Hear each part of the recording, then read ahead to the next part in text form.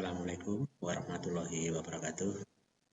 Selamat pagi menuju siang anak-anak semuanya. Kelas 11 AV1, AV2, AV3 dan AV4. Selamat berjumpa dengan guru kalian. Mudah-mudahan kalian senantiasa dalam lindungan Allah SWT. Anak-anakku, hari ini Bapak akan menjelaskan singkat tentang blok radio penerima AM. Selanjutnya nanti akan juga Bapak sampaikan tentang diagram radio FM.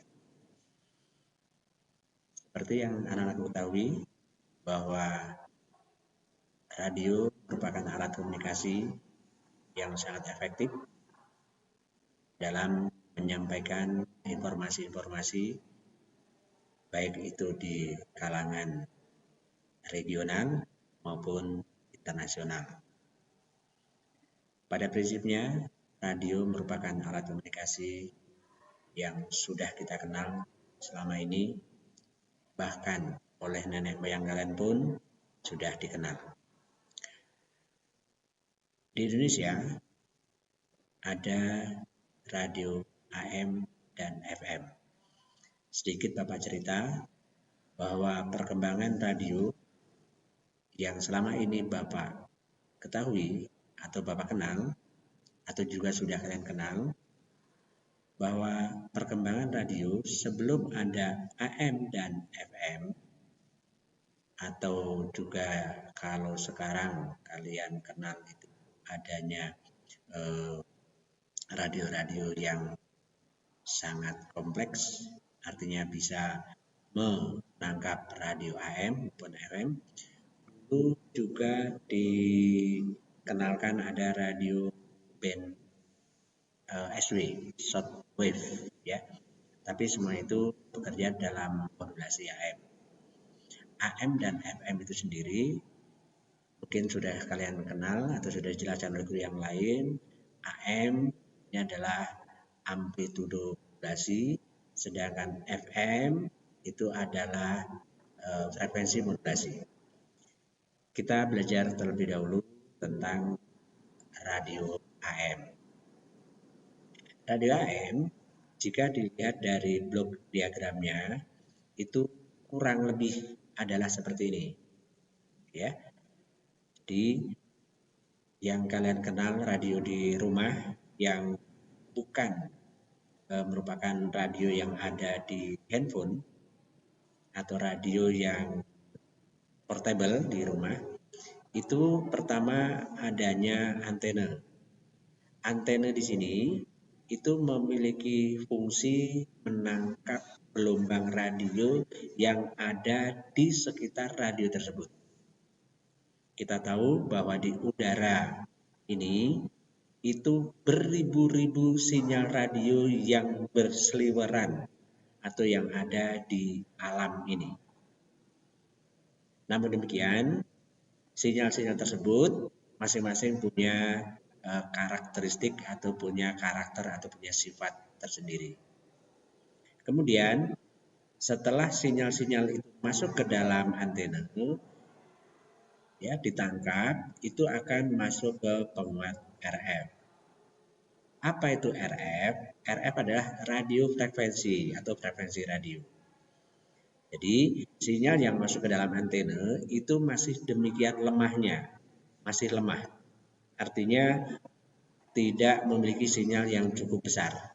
Oleh karena itu perlu dikuatkan di penguat RF. Setelah dikuatkan oleh penguat RF, itu masuk ke dalam rangkaian mixer. Ya. Sebelum Bapak menjelaskan tentang rangkaian mixer, Bapak akan menjelaskan dulu blok diagram osilator. Nah, mungkin kalian ada yang sudah tahu apa sih fungsi daripada osilator itu sendiri. Kalau Bapak bisa jelaskan, fungsi dari rangkaian osilator itu adalah rangkaian pembangkit sinyal, ya, atau pembangkit getaran. Jadi di sini ada satu rangkaian yang bisa menghasilkan sinyal listrik yang semula sinyal DC dari catu daya itu akan dibuat oleh komponen-komponen pendukung sehingga nanti di sini akan menghasilkan suatu frekuensi tertentu. Ya.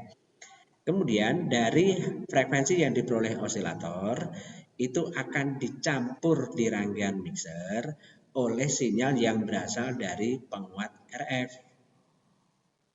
Idealnya, besarnya frekuensi yang dihasilkan oleh osilator harus lebih tinggi dibanding dengan sinyal yang berasal dari penguat RF. Berapa besar selisih antara osilator dan penguat RF? Untuk radio AM itu adalah 455 Hz. Ya. Jadi selisih dari frekuensi yang dihasilkan oleh osilator dan penguat RF itu adalah 455. Kemudian sinyal tersebut dinamakan sinyal IF. Ya, jadi mixer ini adalah sebagai rangkaian pengurang atau yang mengurangi antara sinyal osilator dikurangi dengan sinyal RF. Berapa selisihnya? Yaitu 455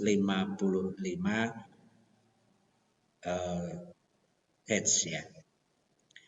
Kemudian karena pengurangan itu sinyal juga masih lemah, akan dikuatkan oleh penguat IF. Jadi keluaran dari mixer itu disebut sinyal IF. Apa itu sinyal IF? IF adalah intermediate frekuensi, frekuensi antara, ya, artinya selisih dari osilator dan penguat RF. Kemudian dari IF ini, sinyal IF ini itu masih mengandung sinyal pembawa, ya. Jadi sinyal pembawa yang membawa sinyal informasi.